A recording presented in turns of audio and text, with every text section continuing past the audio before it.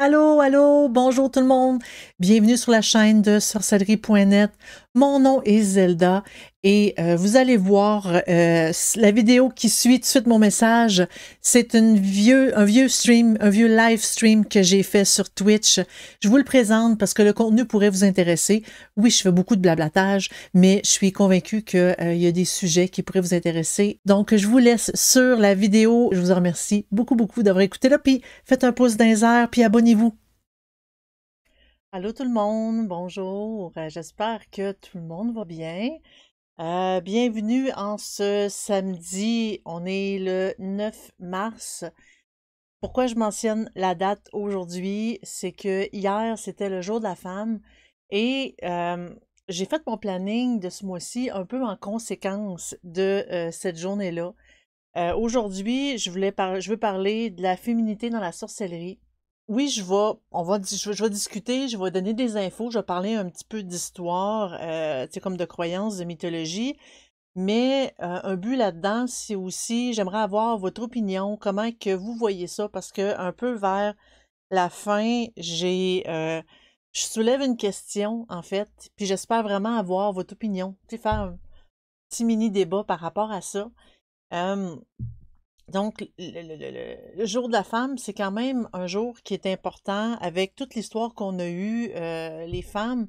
Disons que on en a besoin pour un peu remonter l'image de la femme dans le monde. C'est quand même assez important. Dans la sorcellerie, la femme prend beaucoup d'espace dans les mythes. En réalité, c'est assez paritaire, mais c'est sûr que la femme, elle a été démonisée beaucoup. Je vais vous faire une espèce de petite histoire rapide, un petit cours d'histoire rapide sur l'évolution tu sais, comme de la femme dans la société occidentale, bien sûr. Là, je ne parlerai pas au niveau oriental ou au niveau. Je vais vraiment parler au niveau de l'Occident. En fait, euh, au départ, il y avait des astrologues, il y avait des tireurs d'horoscopes, des marchands d'incantations, graveurs de tablettes magiques, vendeurs de potions. Il y avait des vendeurs de charmes, de contre-charmes. Il y avait comme des femmes, des guérisseuses. Il y avait beaucoup, beaucoup, beaucoup, beaucoup de métiers qu'aujourd'hui on qualifie comme sorcellerie. Euh, mais à l'époque, c'était correct, c'était courant parce qu'il y avait beaucoup de cultes liés à des divinités qui, tu sais, par exemple, bon, on voulait guérir, ben, on demandait à telle divinité pour nous aider à guérir et il y avait beaucoup de choix. En fait, il y a toujours beaucoup de choix, mais le monde pigeait là-dedans. Puis ces divinités-là n'étaient pas une religion propre. On parlait pas de religion grecque, de religion romaine. Non, c'était des croyances et le monde était lié à une divinité. Quand la religion catholique est arrivée, ça c'est une religion parce que ça prenait, c'est comme part à tout ça. Et l'Église a décidé de se battre contre ce qu'ils considéraient des pratiques nocives, comme par exemple les rites de Dionysos où est-ce qu'il y avait des orgies et tout et tout et tout. Et d'ailleurs, j'ai lu, c'était très intéressant, que la façon que Dionysos était, je pense avec des cornes, avec, c'est-tu une, c'est-tu face de bouc ou corps de bouc? En tout cas, la façon, puis il y avait même deux pénis, deux phallus, et ça a été Baphomet. Tu sais, l'Église a comme pris cette image-là pour en faire un démon qui est Baphomet. Mais il y avait le rite, toutes les rites de Dionysos étaient très, très, très populaires, hein? Évidemment, c'est comme tout ce qui est lié aux fêtes, à l'alcool, au sexe, c'était hyper populaire. Les bacchanales, exactement. Euh, donc, c'était hyper populaire, puis l'Église se sont battus sur ce qu'ils considéraient comme néfaste, comme pas bon, comme démoniaque, un peu. Mais à l'époque, il parlait pas encore nécessairement de démons. Il en parlait un peu, mais pas tant. Puis là, on est dans les 200, 300, 400 après Jésus-Christ. Et l'Église, tranquillement, pas vite, a intégré les pratiques les plus bénignes, ce qu'ils considéraient comme, bon, c'est pas grave. Et il y en a intégré beaucoup. Par exemple, bon, il y a eu la Toussaint, que c'était une espèce d'intégration du Nouvel An, la sorcière, la, en fait, Samhain, qui était juste la veille. Il y a eu la date de Jésus-Christ, la date de naissance du Christ, qui a été placée le 25 décembre, qui est juste quelques jours après la grande fête du solstice d'hiver, qui était une grande fête là aussi. Ils ont essayé de placer les choses en conséquence pour s'adapter un peu et encourager le monde à aller plus vers la pratique catholique et s'éloigner un petit peu plus du paganisme. Et ça, c'était dans le temps où est-ce que, oui, il y avait beaucoup de dieux, il y avait beaucoup de pratiques, puis c'était pas des sorcières encore. C'était pas encore des sorcières. C'était juste des pratiquants qui faisaient des rites et c'était accepté, mais plus que l'Église catholique avançait, moins que c'était bien vu. En fait, le début de la propagande s'est fait au début des années 1400. Où est-ce que là, l'espèce de. Puis la propagande, c'est pas nécessairement l'Église catholique, ça s'est fait autant dans les livres, tu sais, comme dans les romans, dans la documentation, les scientifiques aussi s'en sont mêlés. Il y a eu une espèce de gros changement de valeur un peu. Et ils ont établi 4 types de sorciers. Et là, je parle de sorciers et sorcières, là, autant masculin que féminin. On va finir par diviser pour parler un petit peu des féminins un petit peu dans pas très longtemps. En gros, il y avait dans ce temps-là, il y avait le Maleficus, que c'était celui qui jetait des sorts. Il jetait des maléfices. Et au départ, c'était très légèrement toléré par l'Église catholique, mais ça a fini par devenir, si tu lances des mauvais sorts, donc nécessairement c'est avec l'aide du diable, et si tu te fais aider par le diable, donc c'est non catholique. Là, la pensée allait vers là. Il y a eu le conjurateur, le nécromant, dans le sens de nécromancie, en fait que lui utilise les démons ou les esprits pour obtenir des choses, pour les contrôler, en fait, pour pouvoir autant guérir, autant n'importe quoi. Et c'est là qu'il est devenu assez populaire, les clavicules de Salomon. Puis je crois que c'est dans ces moments-là qu'il a été écrit. Il y a eu le pactionnaire ou le faiseur de pactes. Ça, c'est les personnes qui faisaient des pactes au diable pour obtenir des pouvoirs, parce que dans la croyance populaire, les pouvoirs, autant des hommes que les femmes, étaient nécessairement donnés par les démons, par le diable. Donc, nécessairement, c'était mauvais de base. Donc, dès qu'une personne avait un don, avait un talent, autant pour guérir, autant pour faire n'importe quoi, c'était considéré un don donné par le diable, donc néfaste. Dieu donnait pas des dons. Le diable, oui. Fait que les croyances s'amenaient là. Et c'est là que se divise un peu l'homme et la femme. Parce que on disait que les sorcières sont des servantes et des esclaves du diable, tandis que le nécromant, eux, commande aux démons, commande au diable.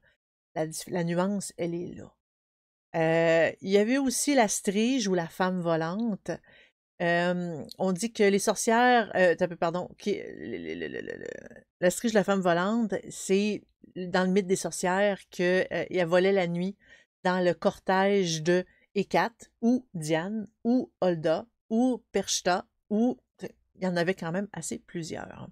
Ensuite est venue avec toutes ces croyances-là est venue l'histoire des sabbats. Parce que là, quand l'Église catholique a commencé à s'attaquer justement à la sorcellerie, au paganisme, aux pratiques qu'ils considéraient comme démoniaques, c'est là que, avec la torture, les histoires sont devenues de plus en plus abracadabrantes, de sorcières qui volent sur leur balai et tout, avec les sabbats, les orgies, cannibalisme d'enfants. Des fois, c'est des enfants morts-nés ou des fois, c'est des kidnappings, des danses nues. Hein, Dionysos. Les danses nues. Il y avait même l'histoire d'embrasser le cul du diable lui-même. Il y en avait pas mal. Et l'histoire de la première femme qui a chevauché le balai date de 1451.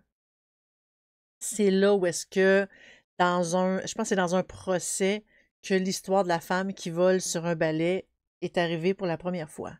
Parce que non, les sorcières ne volent pas sur les balais. Bon. En fait, j'ai ici, parce que j'ai un livre qui est super, super, super intéressant. Il est, disons, comment je peux dire, trop épais pour que je le lise d'une traite. Mais il est super intéressant. Ça parle vraiment de l'histoire de la sorcière. C'est la sorcière et l'Occident. C'est vraiment un, tu sais, comme c'est un historien, c'est super intéressant. Sur ce, lui, il parle que, t'as peu, c'est, voilà. Les aveux qu'on avait, je vais vous en lire, c'est assez incroyable. Il parlait que, bon, ils enduisaient une verge de bois bien petite et mettaient cette vergette entre leurs jambes, et tantôt ils s'envolaient ou ils voulaient aller par-dessus Bonneville, bois et eau. Et il les portait le diable au lieu. T'as peu. Il les portait le diable au lieu où ils devaient faire leur assemblée. Fait qu'en gros, c'est le diable qui faisait voler le balai. En ce lieu se trouvaient l'un, l'autre, les tables mises chargées de vin et de viande. Et là se trouvait un diable en forme de bouc, de chien, de singe et quelquefois d'homme.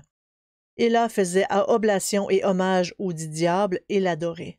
Il lui donnait la plupart leur âme, et à peine tout, ou du moins quelque chose de leur corps.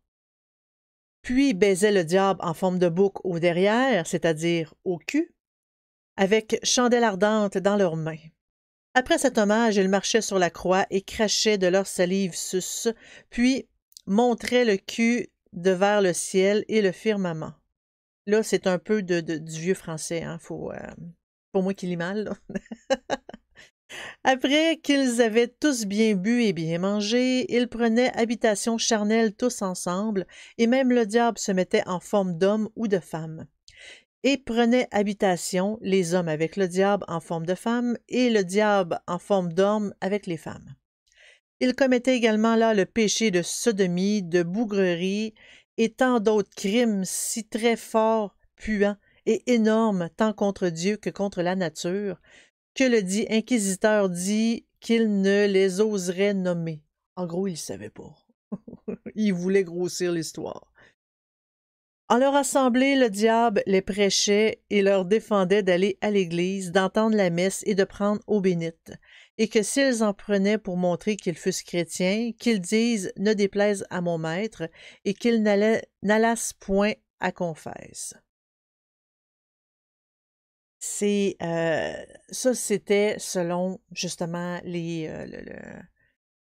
procès de sorcellerie, ce que les histoires qu'ils racontaient pour accuser la femme qu'elle allait aller là-bas, puis tout ce qui se passait. C'est assez. Quoi qu'aujourd'hui, je pense qu'il y aurait plus d'imagination pour inventer des crimes. Ceci dit. Donc, les pouvoirs des sorciers et des sorcières viennent du diable et du démon, selon l'Église catholique.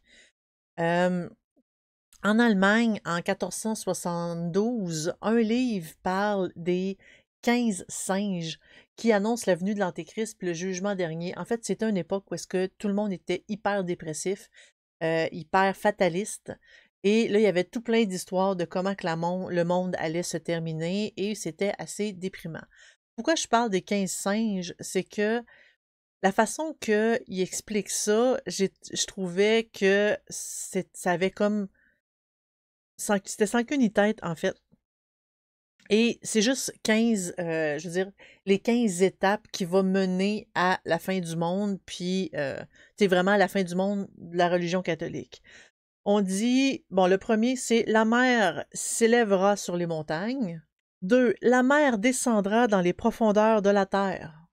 Fait qu'après d'avoir beaucoup d'eau, il n'y en aura plus. C'est ce que je comprends bien.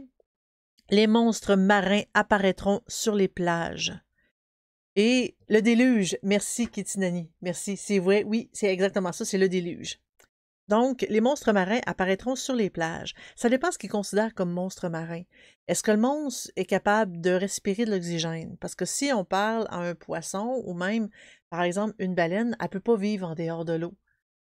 Les monstres marins, en tout cas, moi, j'en connais pas qui sont capables d'être dans l'eau, puis de sortir, puis d'être un gros monstre et attaquer tout le monde. Mais à l'époque, je sais qu'ils en croyaient, ils croyaient beaucoup de choses. Ensuite, la mer et l'eau des fleuves s'embraseront. Il y a peut-être un peu de pétrole là-dedans. Tous les végétaux sueront des gouttes de sang. C'est assez catastrophique. 6. Toutes les constructions s'effondreront. Tremblement de terre, peut-être. Les pierres rouleront les unes sur les autres. Mais ça, on n'a pas besoin de cataclysme pour que les pierres roulent les unes sur les autres.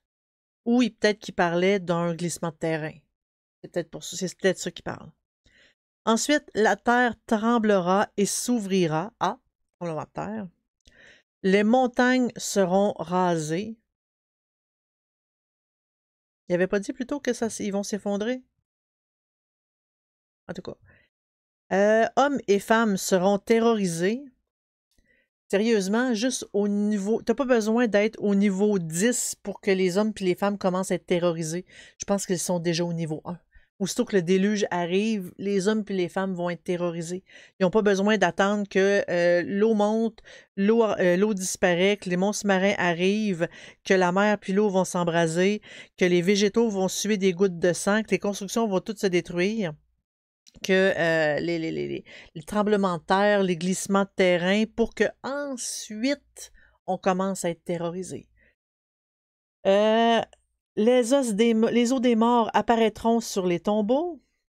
Ben, s'il y a des glissements de terrain puis les tremblements de terre, ça se peut aussi que comme la terre remonte et fasse sortir les os. Les étoiles tomberont du ciel. Ça, là, c'est un petit peu plus difficile à voir comment que ça peut se passer, parce que peut-être qu'à l'époque, ils pensaient que les étoiles étaient accrochées au firmament. Aujourd'hui, on sait très bien que ça ne fonctionne pas comme ça. Hein? Ça va être difficile un peu pour que des soleils qui est à comme des milliers, des milliards d'années-lumière de nous vont s'écraser sur nous. On va mourir bien avant. Tous les habitants de la Terre mourront. Classique. Le feu ravagera ciel et terre. Hommes et femmes ressusciteront. On va ressusciter après. Il y a eu une époque où est-ce que c'était très noir ce qu'il disait, et c'est sûr que dans ce que je lis là, ça fait pas très positif, ça fait pas très réaliste non plus, on s'entend, là. Mais c'était juste un petit exemple de comment il pensait. Je veux mentionner aussi que dans l'Église catholique, la femme a jamais eu une bonne réputation. Autant que avant que l'Église catholique prenne vraiment tout le pouvoir en Occident, je vais le dire, la femme avait quand même, avait une bonne place de... oui, on faisait des enfants, on était quand même essentiel dans la société, on s'en occupait, on pouvait faire tout plein de choses. Il y avait des femmes guerrières dans les Vikings, il y avait des femmes chefs, il y avait, on pouvait avoir un petit peu n'importe quoi. Puis même dans les mythologies, on le voit que la femme est égale à l'homme. Parce que les femmes dans les mythologies, autant grecques, autant romaines, autant égyptiennes, ont autant de pouvoir, sinon même plus que certains hommes. Et les femmes étaient vénérées. Si vraiment la femme était si mauvaise que ça, puis si pas bonne que ça, ben, il n'aurait pas été vénéré dans le paganisme. Puis, c'est pas juste les femmes qui étaient vénérées, les hommes aussi. L'Église catholique, avec son histoire de Ève et Adam, l'histoire d'Éden avec la fameuse pomme, a descendu la femme comme c'est pas possible de s'imaginer comme elle a été descendue. En fait, ils ont utilisé le péché de Ève, du fait d'avoir été tentée par le serpent pour manger la pomme et l'offrir à Adam. Et Adam, ça je trouve ça drôle, parce qu'il n'arrête pas de considérer que l'homme, c'est lui le plus fort, mais pourtant, il est facilement manipulé par la femme. en tout cas. Euh, donc, il utilise cette histoire de Ève pour discréditer la femme. Bonjour Théo Fraîche, j'espère que tu vas bien. Donc, féminité et sorcière, ça fait la paire. Ça, on va en venir plus loin. Parce que non, la féminité puis sorcière ne font pas la paire. Je veux juste parler du concept de féminité en sorcellerie avec l'historique, d'où est-ce que ça devient, pourquoi que la femme est associée sorcière, donc associée méchante. Puis par la suite, on va en discuter à savoir si la femme est, c'est vraiment, si toute femme est sorcière, si la femme est plus puissante que l'homme en sorcellerie, parce que je sais qu'il y a des pratiques qui le mentionnent, mais ça, on va en parler un petit peu après. Je suis encore dans l'histoire de comment que la femme est devenue méchante, est devenue, comment je peux dire, la victime facile de tous les maux de l'humanité. Euh, donc, étant donné que justement la femme est responsable de la chute de l'humanité, en gros du bannissement de l'humanité de l'Éden, euh, elle n'arrête pas de représenter un danger pour l'homme, autant par sa sottise, son inclinaison au péché de chair, en gros au sexe. Selon Sprenger, au 15e siècle, elle a 7 défauts principaux. En gros, on parle de crédulité, curiosité, caractère impressionnable, méchanceté, goût de la vengeance, tendance au désespoir et bavardage. Ça, c'est ces 7 principaux. On dit aussi qu'elle est inférieure, d'une intelligence moins vive, elle est orgueilleuse, incorrigible, imbécile, perverse. On dit que la femme est liée au diable, qui est de plus en plus monstrueux avec le temps, avec les décennies. J'espère pas que toute femme est sorcière. Non, pas du tout. Moi, j'aime bien voir les sorcières comme des féministes. J'en vois un lien. Oui, en quelque sorte. En quelque sorte, en fait, c'est plus des féministes, oui, mais je dirais on veut reprendre le pouvoir qu'on a perdu avec le temps. Puis je fais juste une petite parenthèse. Euh, Je travaille en psychiatrie et à l'époque que les hôpitaux psychiatriques étaient considérés comme des asiles psychiatriques, parce qu'il y a une nuance entre un asile et un hôpital. Avant, c'était des asiles parce qu'on considérait que quand tu avais un problème psychiatrique, c'était incurable. Aujourd'hui, heureusement, en fait, quand on a découvert qu'on pouvait donner des traitements, qu'on pouvait les aider à améliorer leur qualité de vie, là, les asiles sont devenus des hôpitaux. Là, c'est pour ça que des asiles psychiatriques, il y en a plus. En fait, dans le monde moderne, il y en a plus. Je veux pas dire que il y en a pas dans certains pays, mais il y en a plus. Je vois ta question. Vous avez jamais eu de pouvoir avant, donc comment voulez-vous avoir le pouvoir que vous avez eu avant? Oui, il y a eu, en fait, je parle de pouvoir de la femme parce que avant, la femme était considérée comme l'égale de l'homme. Avant, la femme, par exemple, dans les Vikings, il y avait des chefs femmes vikings, il y avait des guerrières vikings. La femme était égale de l'homme. Dans beaucoup de sociétés, elle était l'égale de l'homme. Et c'est avec justement l'avènement de l'histoire de Ève que le catholicisme a littéralement écrasé la femme. Puis il y a d'autres religions aussi qui s'amusent à écraser la femme. Parce que même dans certaines religions, il y a des extrémistes. Et ces extrémistes-là aiment avoir le pouvoir et diminuer le pouvoir des autres. On parle beaucoup tu sais, comme des musulmans, par exemple. Il y a des extrémistes parce que les musulmans normaux sont pacifiques, puis ils traitent la femme égale. Mais oui, il y a des extrémistes que eux aiment ça, là, qui portent le grand voile, la burqa et tout. Parce que ça, j'ai toujours trouvé ça niaiseux un peu sur les côtés parce que on dit que la femme est le péché, est porteuse du péché, et elle doit se cacher pour ne pas tenter l'homme. Visiblement, le faible dans tout ça, c'est l'homme, si lui n'est pas capable de se contrôler qu'en voyant une femme. J'ai toujours trouvé ça drôle. Euh... Mystème, on en a toujours eu un, et ce n'est pas partout que c'est le patriarcat qui mène, en effet. Théo Fraîche dit la plupart des femmes musulmanes n'ont pas de pouvoir et restent à la maison s'occuper du foyer. Non, pas du tout. J'en connais des musulmans que, ils ont autant de pouvoir que les hommes, ils se sont mariés par amour, tu sais, comme non, non, non, non, non, non. Ça, c'est les extrémistes qui nous donnent cette idée-là. C'est les extrémistes. Mais non, les musulmans, c'est en gros, c'est des interprétations du Coran. C'est juste des interprétations. Si eux interprètent que la femme euh, est justement la source du péché et elle doit se cacher, il y a une nuance entre tu montres pas tes attributs sexuels et tu ne te montres pas du tout. Mais des fois, la ligne est tellement mince qu'il y a des hommes qui vont écraser la femme pour. Tu sais, on dit respecte ta mère car elle t'a donné la vie, mais tu bats ta femme qui va donner la vie à tes enfants. Tu sais, à un moment donné, il faut, faut avoir un peu de logique aussi là-dedans. Sans dire que la femme prend le pouvoir sur l'homme, ça je suis pas d'accord, mais c'est comme l'égalité, puis oui, il y en avait avant. Parce que si tu regardes juste dans la mythologie, les dieux, les déesses dans la mythologie égyptienne, romaine, grecque, nordique et tout, les femmes sont aussi puissantes que les hommes. Il n'y a pas de ah, je suis un homme, je suis le plus puissant. Non, les femmes sont aussi puissantes que l'homme.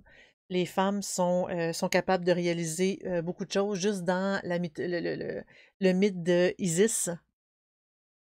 Ben, Isis, que bon, son mari Osiris s'est fait découper en morceaux par son frère, puis il a caché les morceaux partout. Elle a cherché les morceaux, elle les a toutes recollés pour faire renaître son frère et mari.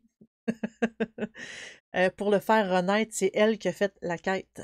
C'est elle qui est allée tout chercher pour faire renaître son mari, pour le ramener dans le monde des vivants. La femme avait quand même beaucoup de pouvoir et ça a été diminué, ça a été discrédité. Si tu réécoutes un peu le début, on parle je parlais un peu de comment que c'était puis comment que, en fait, j'ai pas terminé d'ailleurs, comment que la femme a été discréditée. Parce qu'ils ont utilisé justement Ève et son péché pour prouver que toutes les femmes avaient ce problème-là. Toutes les femmes étaient facilement tentées par le démon et on ne pouvait faire confiance à aucune femme. C'est là que les femmes ont été retirées de tout ce qui était juridique parce que justement, ils n'ont pas de jugeote, elles sont imbéciles, elles ont, comment j'avais dit tantôt, une intelligence moins vive. Donc, elle pouvait pas exercer le métier si elle était stupide. En gros, elles étaient juste bonnes à faire des enfants, à faire du ménage, puis à faire les repas. C'est vraiment ça. Puis le commérage, ben, quand tu as juste ça à faire, hein? Aujourd'hui, il y en a moins parce qu'on est occupé à travailler, on est occupé à faire beaucoup de choses en même temps. Mais ça, heureusement, c'est une pensée qui se corrige. Et je veux pas dire que les féministes, c'est toutes des sorcières. C'est pas ça que je veux dire du tout. C'est juste que les sorcières croient en leur pouvoir intérieur. Puis les sorciers aussi. Si les sorciers, par exemple, eux, c'est comme bon, j'ai un pouvoir, personne va les ostiner là-dessus, personne va les contredire. Par contre, les femmes dire j'ai du pouvoir sur ce qui m'entoure, dans le sens que je veux modifier un peu ce qui m'entoure, ben là, c'est là que on a de la misère à avancer, que tranquillement, pas vite, petit peu par petit peu, petite goutte par petite goutte, on finit par regagner le pouvoir qu'on avait, l'égalité qu'on avait. Et là, on dit, ah, c'est une sorcière, elle pense qu'elle a du pouvoir. Non, on veut juste reprendre, à avoir l'égalité qu'on avait. Théophraste dit, toutes les femmes sont tentées par le démon et les hommes sont tentés par les femmes, donc les hommes sont-ils démons? Non, toutes les femmes ne sont pas tentées par le démon. Ça, c'est vraiment une croyance qui est venue, qui a été un peu créée par l'Église, comme quoi que, tu sais, vu que la femme est la première femme, Ève, soi-disant la première femme, a été tentée par le démon, toutes les femmes le sont.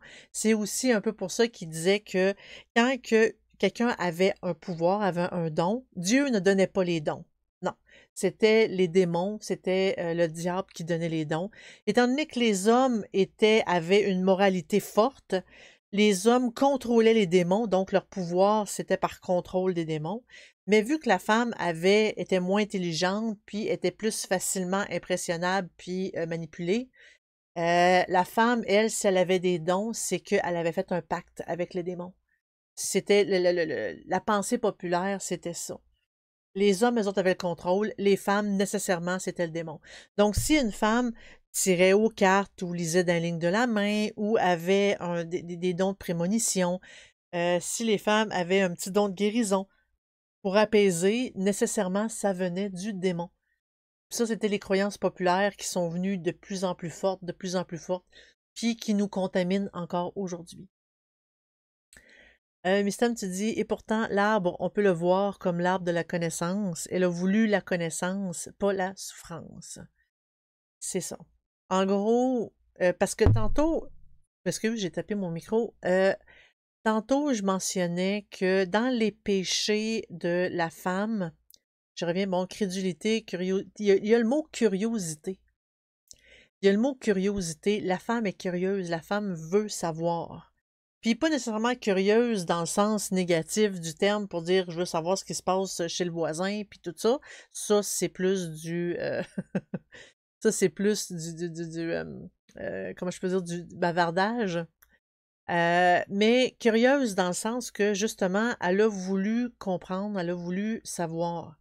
La femme est intelligente et elle a voulu savoir.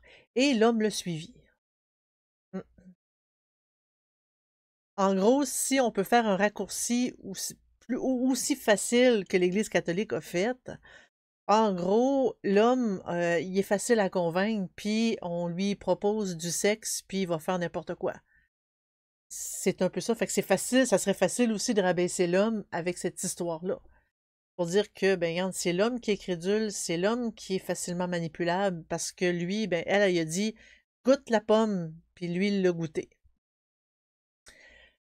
Fait que c'est facile de faire le lien d'un bord et d'un autre. Mais dans l'histoire, vraiment, les femmes ont été discréditées, ont été écrasées, traînées dans la boue. Il y a même des scientifiques vers la fin du Moyen Âge qui se sont attaqués à la femme en disant que, en fait, à l'époque, on en voit beaucoup dans nos livres de correspondance, autant en plantes, en pierre et tout, avec l'histoire j'en ai déjà parlé souvent, euh, chaud, froid, humide, sec, avec les éléments et tout pour dire que, bon, je sais pas moi, la femme est, je pense que c'est-tu air et eau parce qu'elle est humide, elle est sec, puis en tout cas, ça a été, tu sais, il catégorisait un peu les éléments comme ça, puis tout ce qu'ils considéraient féminin, en fait, eux autres, ils ont décidé que la femme était catégorisée en tant que froid et humide.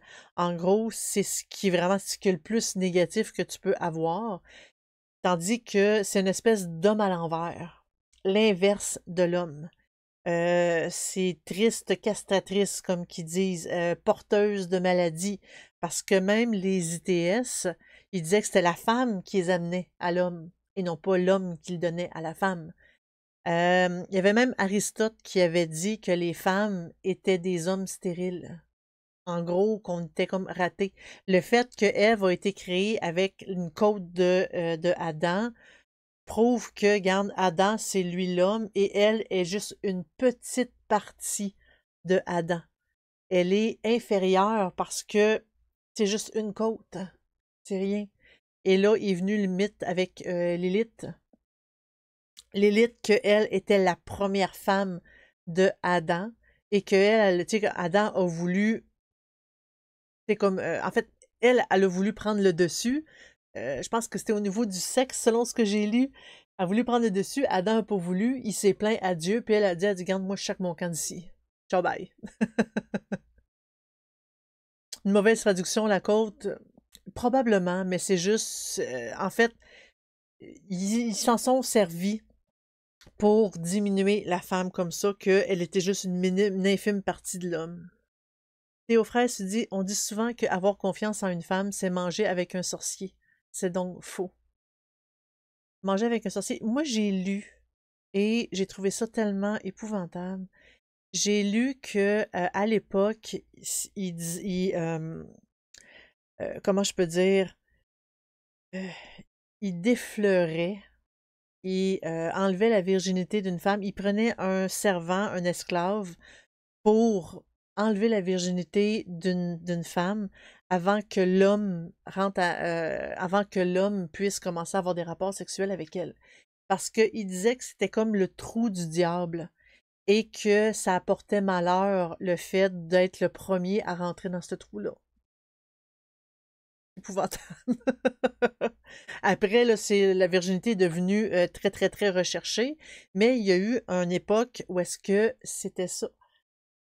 Où est-ce que une femme vierge, la femme était vraiment considérée comme le mal, était le mal. En fait, j'ai lu qu'il y avait 3 types de femmes. Il a fait l'espèce de c'est comme femme qui suivait les règles, qui était comme l'épouse parfaite et tout, que les hommes considéraient comme impossible à avoir. T'avais la femme vertueuse qui était comme qui était religieuse en même temps, mais très vertueuse, puis elle avait quand même des bons principes. Mais l'homme disait qu'elle était quasiment impossible à atteindre parce que justement, elle était trop près de sa famille. Et il y avait les autres, qui représentaient à peu près 98% des femmes, qui étaient la femme vile, méchante, tentatrice, etc. Je prends note de toutes vos explications magiques en espérant que vous trouviez la lumière dans la pénombre et que enfants s'en suivent. Ouais, j'ai l'habitude de l'entendre, celle-là. En réalité, c'est que il y a peut-être quelques petites choses que tu devrais savoir au niveau de la magie. On ne fait pas de pacte avec les démons. Moi, personnellement, j'ai jamais vénéré aucune entité. Je vénère aucun démon non plus. C'est ça. En fait, c'est quoi la sorcellerie? C'est le fait de vivre. C'est le fait de prendre la nature, de prendre les énergies qui nous entourent, d'être plus sensible à tout ça, d'écouter notre corps, d'écouter ce qui se passe autour de nous. Au lieu de juste prier puis écouter un Dieu et de se foutre des autres. C'est un peu ça ma problématique. C'est être capable aussi d'utiliser la nature qui nous entoure pour faire le bien autour. Ah, des fois, les mythes sont durs à enlever, les croyances, les fausses croyances sont dures à effacer.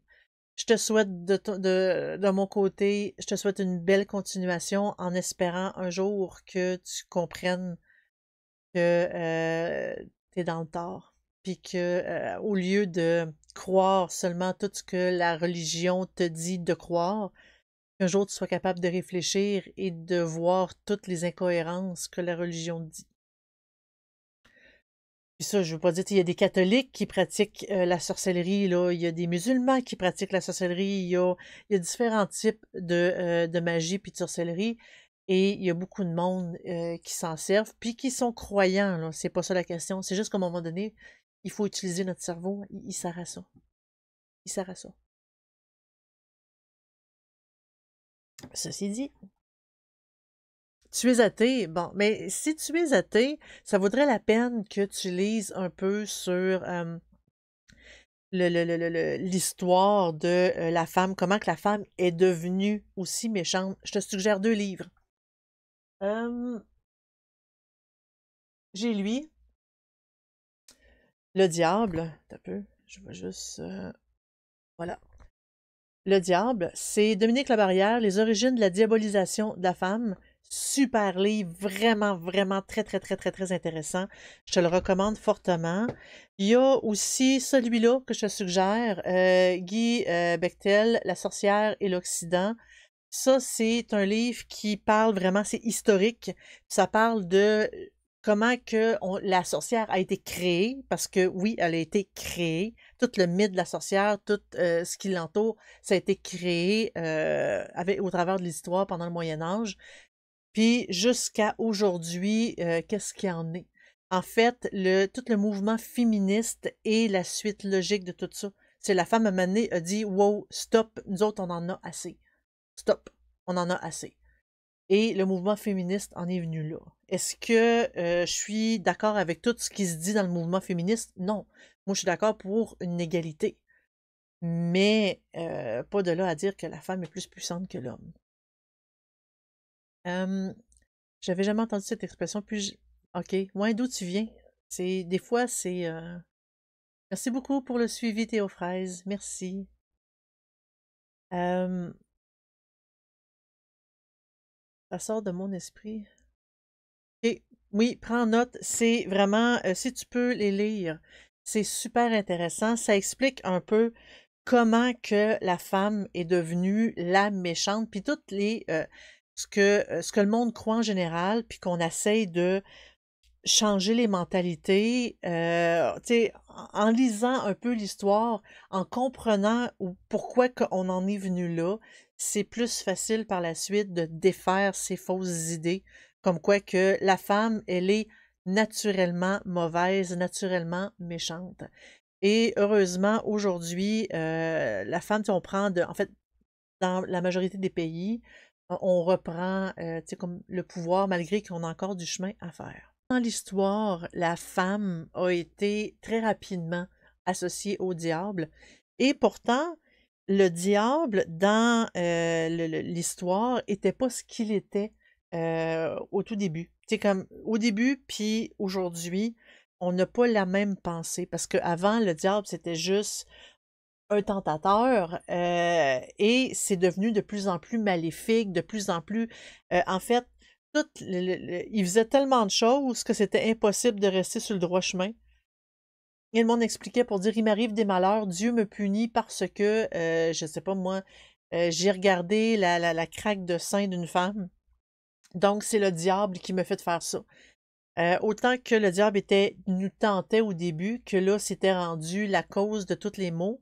Mais étant donné qu'on associait le diable avec la femme, justement avec l'histoire de Ève, ben nécessairement, le lien était facile à faire, que la femme et le diable, c'est l'équivalent. Et là, ben, il y a pas mal plus de femmes qui ont été mises sur le bûcher que d'hommes, puis ça, c'est vraiment triste. Ceci dit, dans le dernier centenaire, il y a eu justement le mouvement féministe, il y a eu beaucoup de nouvelles religions qui est arrivées, dont la Wicca, qui vénère beaucoup la déesse mère. Des fois, il y en a qui l'appellent Diane, il y en a qui l'appellent Hécate, qui a la déesse et le dieu cornu, qui fait un peu Dionysos, je trouve, mais ça c'est, en fait, selon les traditions, le nom de la déesse et du dieu change, puis ça n'a pas vraiment d'importance, leur nom, soit dit en passant. Il est venu là, il y a certaines mêmes traditions qui ont littéralement tassé le dieu pour vénérer que la déesse mère, car, je sais pas, des fois quand on parle de mère nature, on parle de, tu sais, comme tout ce qui crée la vie, autant dans la nature que tout le... des animaux, ben c'est la femme qui crée la vie. Oui, on a besoin des hommes. Quoique certains scientifiques, j'avais cru lire qu'ils disaient qu'ils pouvaient créer un embryon avec 2 ovules. Mais ça reste à vérifier. Donc, la femme est capable de créer la vie, est capable de faire tout ça, et il y a même certaines croyances, certaines pratiques, puis là, c'est pas seulement la Wicca, là, il y en a d'autres, là, qui mettent la femme au-dessus de l'homme au niveau du pouvoir. Comme quoi que, justement, la sorcière était beaucoup plus puissante que le sorcier, juste par notre capacité à créer la vie. Ça, c'est une croyance que moi, personnellement, dites-moi ce que vous en pensez. Moi, personnellement, j'ai bien de la difficulté avec ça. Vraiment de la difficulté avec ce concept-là du la femme est plus puissante que l'homme parce que oui, on est capable de créer la vie, mais on a quand même besoin, n'importe quelle plante a besoin de la graine. Je parle pas de pénis, mais je parle du spermatozoïde là-dedans. A besoin d'une toute petite graine pour, tu sais, ensuite avec, tu sais, comme la mère, autant la mère nature que la femme tout court, qu'elle est capable de donner la vie, de faire grandir cette graine-là, de la faire développer pour qu'elle devienne un humain, une plante ou peu importe. Euh, les deux sont quand même assez importants. Mais il y a certaines traditions, il y a certaines croyances qui disent que la femme, puis ça j'en ai lu plusieurs sur Internet, comme quoi que la sorcière est beaucoup plus puissante que le sorcier parce que justement, elle pouvait créer la vie. Et c'est une espèce de féminisme extrême, parce qu'il y a des extrémistes dans tout, et je dirais l'extrémisme de la du féminisme est plutôt là, et de là que la femme est de loin supérieure à l'homme. Et là, ils sortent des raisons, comme j'ai mentionné plus tôt, mais moi, c'était pour montrer comment que c'est facile de dévier d'un côté et d'un autre. Comme quoi, qu'étant donné que l'homme est facilement manipulable, donc nécessairement, il n'est pas si brillant que ça. Euh, Qu'est-ce que vous en pensez?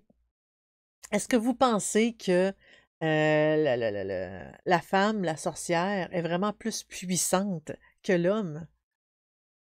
Tinani, tu dis, on a tous nos points forts et nos points faibles. Oui, définitivement. Puis même dans le domaine de la sorcellerie, on peut avoir, il y en a qui ont des dons plus en divination, il y en a que c'est plus en soins, il y en a que c'est plus pour fabriquer des potions ou faire justement des talismans. On a chacun, comme nos compétences spécifiques et c'est très difficile d'avoir toutes les compétences. C'est tellement énorme, c'est tellement gros qu'on peut pas avoir toutes les compétences. C'est pas possible. Mystème, tu dis, nous parlions de dualité, mes amis et moi cette semaine. La dualité est partout. Je crois davantage à l'équilibre dans la vie. Oui. Mais tout est une question d'équilibre, je crois. Autant dans la nature, autant dans le corps humain, autant dans la pratique de la magie puis de la sorcellerie. Mystème, tu dis, je me demande s'il n'y a pas un peu d'ego à vouloir trouver un pôle supérieur à un autre, alors que les deux existent parce que l'autre existe. Oui, c'est ça. Oui, je suis d'accord. Oui, ben, pôle dans le genre, oui. C'est ça, c'est comme de trouver le genre supérieur, là. Euh, la nature est équilibrée, elle est complexe, elle est féminine et masculine. Elle est belle ainsi, oui. En fait, tout est une question d'équilibre. Bon, Toton, qu'est-ce que tu fais là? Là, j'ai des passages de chat. Ça peut, je vais tasser les livres, couchez-vous. Dans tout débat, souvent, ça passe d'un extrême à un autre avant de retrouver l'équilibre, oui. Je trouve très correct qu'on veuille redorer le blason de la féminité, car c'est extrêmement difficile de changer certaines mentalités. Et ça fait longtemps qu'on essaie de changer ça, parce qu'on s'entend-tu que le mouvement féministe a commencé quoi? Il y a eu des débuts des années 50, 60, ça a eu un gros boom des années 70, 80, 90. On est rendu quand même en 2024, là. Ça fait quand même un bout que on essaye, on pousse, puis que c'est difficile de changer des mentalités, excessivement difficile. Puis il faut se dire que, disons, il y a 50, 60, 75 ans, ça fait pas 100 ans que on enfermait dans des asiles psychiatriques des femmes qui étaient un petit peu trop féministes, qui voulaient décider de leur vie. La famille s'en débarrassait dans des asiles parce que la croyance populaire comme quoi que il y avait seulement des fous puis des personnes très, très, très psychiatrisées qui rentraient dans les asiles, c'est faux. On devenait fou. En gros, la famille se débarrassait des membres gênants. En gros, de la fille qu'elle veut décider sa vie, qu'elle veut marier qui qu'elle veut et tout, ils s'en débarrassaient dans des asiles en disant ah, regarde, notre famille, on est correct, c'est juste qu'elle, ben, elle est folle, donc on l'a internée dans un asile. C'est très fréquent. Puis, à force de côtoyer des fous, tu le devenais. Tu le deviens. Tu finis par le croire. Puis, quand tu crois que t'es fou, ben, tu le deviens fou à long. Et je crois que tout le débat des genres aujourd'hui, c'est un peu la suite de tout ça. OK, je suis pas tout à fait d'accord avec tout ce qui se dit sur les genres. Par contre, je comprends le principe du fait que autant au niveau de la féminité, féminin, que les femmes veulent reprendre le pouvoir qu'elles ont perdu et tout. Les homosexuels, les bisexuels et peu importe le sexuel que les personnes ont été très, très, très visées, très attaquées. C'était une maladie, c'était condamnable. Tu pouvais être même... tu étais condamné à la prison, il y en a même qui ont été assassinés pour ça. Assassinés, je veux dire, exécutés dans certains cas, juste parce qu'il n'y avait pas une sexualité considérée comme normale. Autant que, justement, la sorcellerie était perçue comme mal, aujourd'hui, c'est très difficile de changer cette mentalité-là. Quoique, tranquillement, pas vite, ça y va, mais j'ai encore des revenez vers Dieu. Hein? Reviens vers la lumière. Ouais, c'est parce que je l'ai pas quitté. Encore de passer dans un autre extrême. C'est ça. Il faut pas se libérer d'un extrême pour rentrer dans un autre extrême. À un moment donné, il y a un équilibre qu'il faut faire, mais je peux comprendre que avant d'atteindre l'équilibre, tu sais, si par exemple, là, on est sur l'extrême de c'est mal, c'est mal, c'est mal, et que là, on pousse dans l'autre extrême pour tout catégoriser, pour finalement revenir à un juste milieu, je veux juste dire que j'ai hâte au juste milieu. Alors qu'on n'a même pas géré d'avoir plein pouvoir sur notre corps. Oui, l'avortement, oui, cette histoire d'avortement-là. Ceci dit, est-ce que est-ce que vous pensez que il y a certaines croyances que, comme je disais au début, qui parlent du pouvoir de la femme, que en gros, il y a juste les sorcières qui ont un vrai pouvoir. Moi, je pense pas. Mais il y a juste un lien que j'ai oublié de mentionner tantôt quand que je parlais que les scientifiques considéraient la femme comme, comment j'avais dit ça, froide et humide. J'ai lu, euh, tant qu'à être dans l'extrême, qui commence à mettre de la contraception obligatoire aux hommes avant de demander à la femme de porter un enfant non désiré. Hein? Oui, en effet. Euh, il y a certains vieux livres, très vieux livres, parce que je sais qu'il y a des personnes qui vénèrent beaucoup les vieux grimoires pour dire ah oui, mais là, ça c'est un vieux grimoire, puis ça, comment je peux dire, l'information se situe là-dedans, la vraie magie, elle est là, elle est dans ce qui est vieux, mais dans ce qui est vieux, malheureusement, on l'a vu avec Le Dragon Rouge, un livre que j'ai ici. Dans le Grand Grimoire ou le Dragon Rouge. On a, si vous voulez voir, vous êtes curieux de voir ce qu'il y a à l'intérieur, j'ai déjà présenté ce livre-là. Et on l'a vu là-dedans, il y a beaucoup de fausses croyances catholiques. Il y a beaucoup de conceptions erronées qu'aujourd'hui on sait, mais c'est parce que ça marche pas du tout comme ça.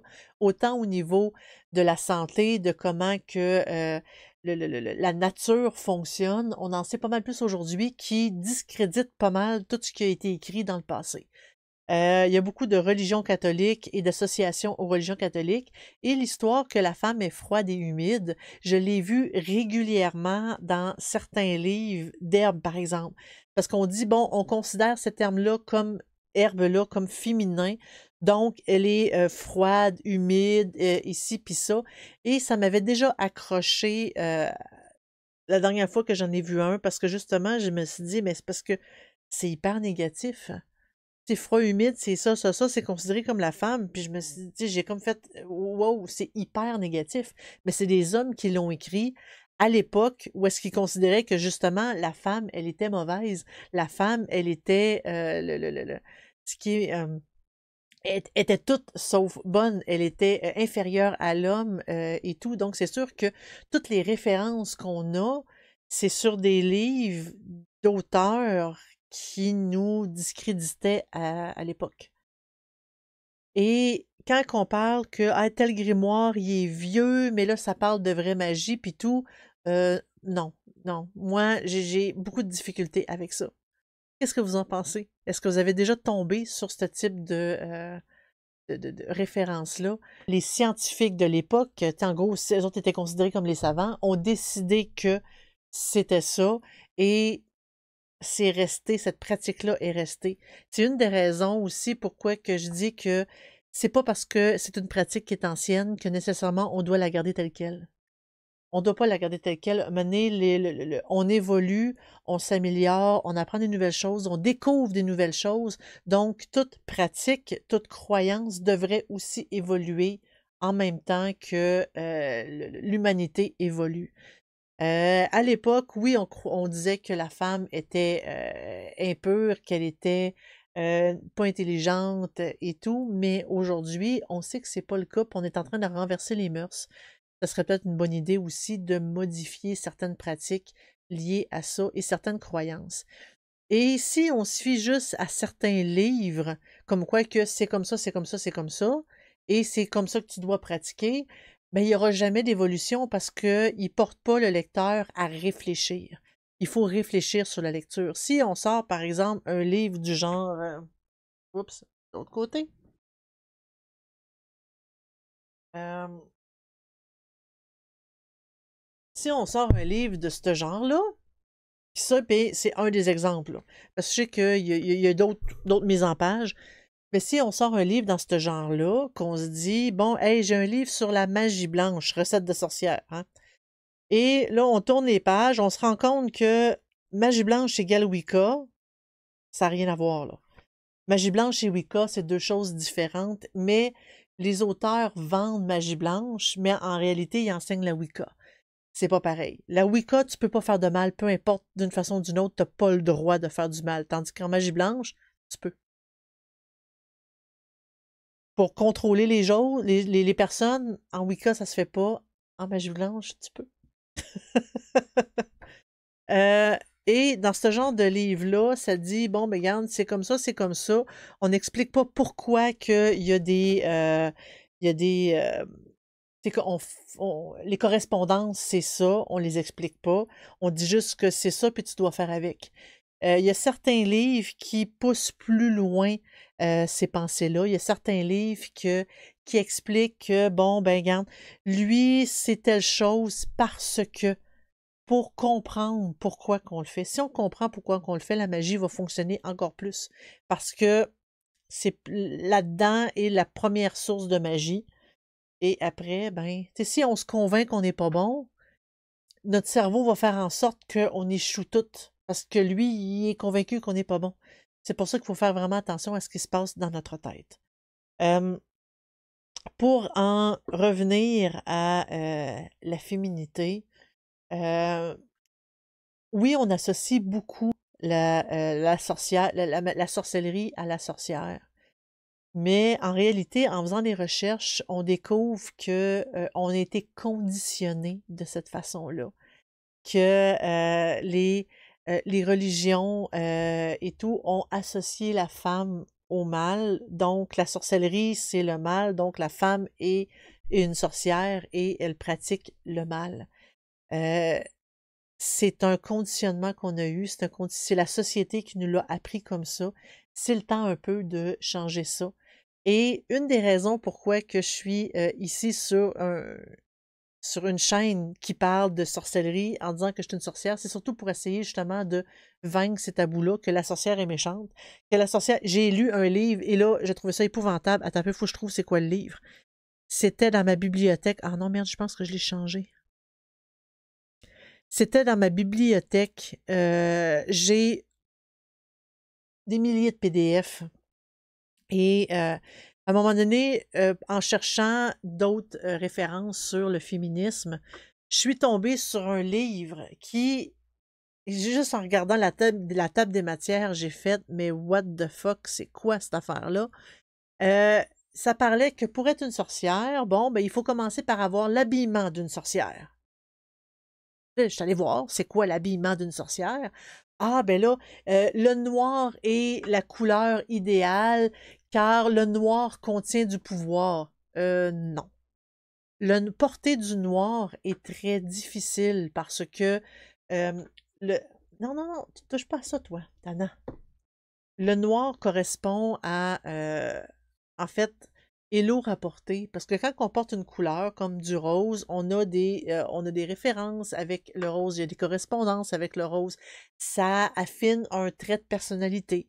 Il y a le vert, il y a le bleu, il y a le jaune, et c'est très coloré. Le noir, c'est l'absence de couleur, en fait.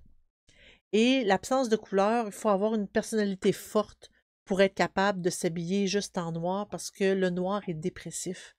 Le noir amène à la dépression. Porter du noir amène à, à se dénigrer et tout. Et c'est pas sain. Si on n'est pas en équilibre, notre personnalité est pas forte et qu'on a t'es tannant, toi. Oui. T'es tannant. Tu veux de la place pour te coucher? Je vais t'en donner. Ça peut, là. Je vais te tasser les 50 millions de livres que j'ai ici, puis couche-toi, là. Couche. Couche.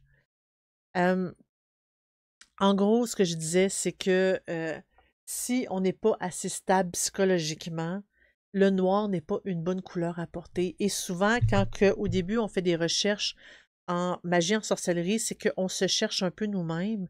Et le noir n'est pas une couleur. Oui, ça amincit. Oui, c'est vrai. Puis ça fait avec n'importe quoi, t'as entièrement raison. Mais le blanc aussi, hein. Le blanc aussi. Mais le monde n'aime pas porter du blanc parce que c'est comme si il permettait au monde de voir toute la personnalité, puis il y a certaines personnes qui ont de la misère à porter cette couleur-là parce qu'ils veulent se cacher. Et oui, le noir est facile. Le noir est très facile. Je porte toujours du noir, je suis pas dépressive. Non, je dis que ça peut avoir des tendances dépressives. Des tendances. Pour une personne qui se cherche, qui ne s'apprécie pas, c'est pas une belle couleur. Mais si tu as une personnalité forte, si tu sais ce que tu veux, si tu t'apprécies toi-même, porte du noir, il n'y a aucun problème avec ça. Mais je dis juste qu'il faut, il faut éviter. Il y a des personnes qui se cachent aussi en arrière du noir, mais c'est vrai que porter une couleur, il faut s'assumer. Aujourd'hui, regarde, j'ai porté du rose, mais c'est en l'honneur du jour de la femme. J'ai fait exprès. J'ai fait exprès. Moi, personnellement, je préfère le bleu, je préfère le rouge, je préfère... j'ai des couleurs préférées là-dedans. C'est ça, mais d'habitude, moi, j'aime ça porter de la couleur. Porter du noir, je trouve justement que ça fait comme... je veux pas me cacher, moi, je veux me montrer. Ça me dérange pas. Je m'assume. Mais justement, dans le livre, ça disait de porter du noir parce que le noir était la sorcière. Là, il parlait de maquillage de sorcière, il parlait d'ongles. C'est quoi le mascara, pas le mascara, mais je veux dire le vernis à porter avec les dessins pour pour afficher que t'étais une sorcière, puis ça te donnait du pouvoir le faire. Puis je lisais ça, puis je me disais, mais qu'est-ce que c'est ça, cette affaire-là? Ça n'a rien à voir, parce que ça me va bien pourtant, mais merci.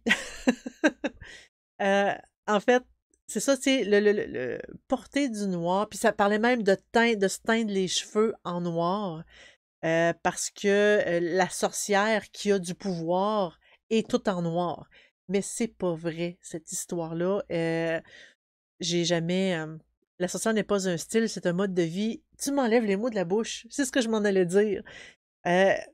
Être une sorcière, c'est une façon de vivre. En fait, c'est ça que je veux montrer, c'est une façon de vivre et non pas une façon d'être. On veut pas faire peur aux voisins en disant qu'on est une sorcière. On veut juste dire que, moi, je suis plus humain, je suis plus nature, j'écoute plus ce qui se passe autour de moi au lieu d'être juste dans la prière puis dans l'espérance que, un moment donné, mon Dieu va m'écouter. C'est un gros stéréotype. Puis de là à dire que bon, il y a une personne qui s'habille tout en noir, puis nécessairement c'est une sorcière, non. On peut plus faire du cosplay on peut plus faire du cosplay tranquille. Non, attends un peu, là, c'est pas pareil. C'est pas pareil, Kitsunani. C'est vraiment pas pareil.